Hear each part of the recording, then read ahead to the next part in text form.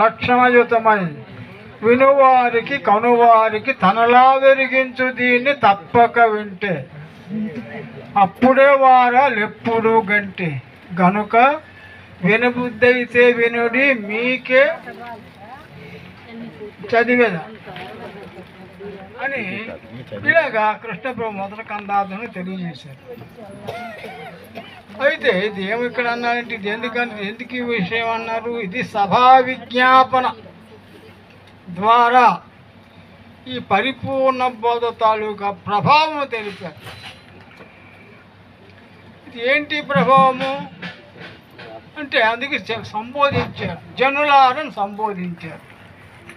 జనులారని సంబోధించారు. సంబోధిస్తే అక్కడ ఏమంటే జ అంటే పుట్టుట, నా అంటే నశించుట, అంటే పునరపి జననం, పునరపి మరణం, పునరపి జననే జఠరే శయనే అనే పున్నామ నరకము నుండి బాధపడుతున్నవో నరులారా,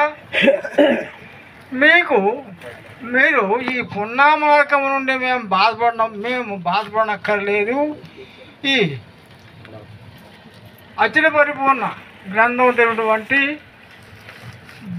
కందార్థాల ద్వారా మీ తాలూకు జనవాణం నాశనం చేసుకోవచ్చు, లేకుండా చేసుకోవచ్చు అని వాడారు. అయితే దీనికి లక్షణం ఏమి అన్నారు? లక్షణం ఏమన్నారు కదా. లక్షణం అంటే ఏంటి? ముఖ్యంగా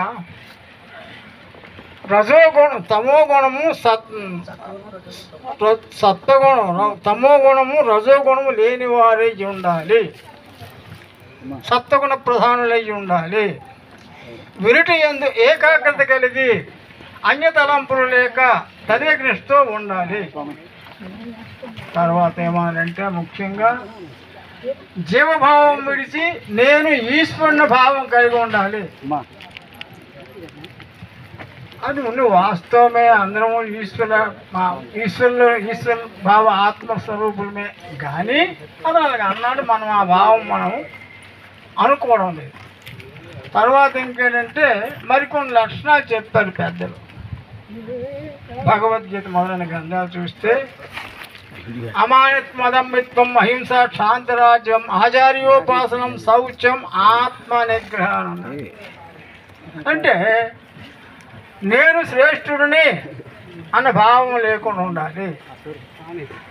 అదంబిత్వం, కొద్దిగా ఏదో ఆచరించి డాంబికాలు దర్పాలు లేకుండా ఉండాలి.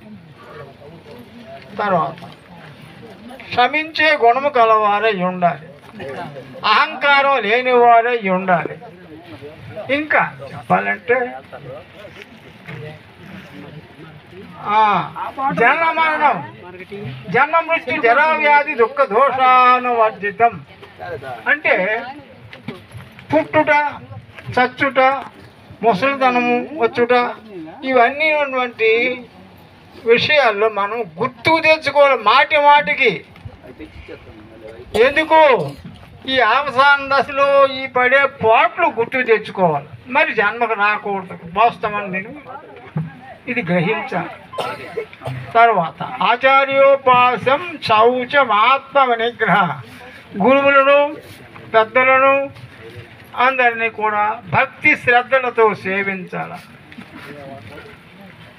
తర్వాత ఇంకా గురువు గారికి తను మన ధనములు ధారపోయాలి. అక్కడ ధారపోసినప్పుడే గురువు గారికి దయ కలిగి, దానికి ఏమంటే అతనికి దయ వస్తే అర నిమిషంలో లేకుండా చేస్తారు అని గురువు గారు అన్నారు. ఆ గురు కరుణ కోసము ఇవన్నీ కూడా చెయ్యాలి. తర్వాత ఆధ్యాత్మిక జ్ఞానిత్యత్వం, తత్వజ్ఞాన దర్శనం, ఏత జ్ఞానం ఇది ప్రోక్తం, అన్యదా అజ్ఞానం అని అన్నారనమాట. అయితే ఈ ఆధ్యాత్మ జ్ఞానం ఎందుకు ఇంతకు ప్రయోజనం తెలుసుకోవాలి. తత్వజ్ఞానం చూసి విచారించాలి. ఏమిటి తత్వజ్ఞానం? ఎవరు చెప్తారు? గురువే చెప్తాడు, కానీ ఇంకోరు చెప్పలేదు. అటువంటి గురువు యందు భక్తి కలిగి సేవ చేసి ఆయన తాలూకా దయకి మనం పాత్రమై ఉండాలి.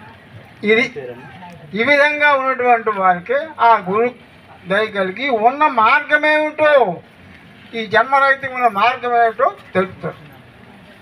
తర్వాత అయితే ఈ పరిపూర్ణములో ఎరుగు తోచింది. ఎరుగు తాలూకా స్వభావం ఏమిటి, దీనికి స్వరూపం ఏమిటి, స్వభావం ఏమిటి, సులక్షణం ఏమిటి, స్వస్థానం ఏమిటి బాగా మనం విమర్శించాలి. దీని స్వరూపము అఖండ స్వరూపము ఎరుక. అంటే పరిపూర్ణం ఎంతవరకు ఉన్నదో అంతవరకు ఉన్నానంటుంది, కానీ ఇది లేదు. ఇది అఖండ స్వరూపం. ఇవన్నీ ఆ అఖండ తాలూకా ఎరుగు తాలూకా ప్రభావం అంతుంది.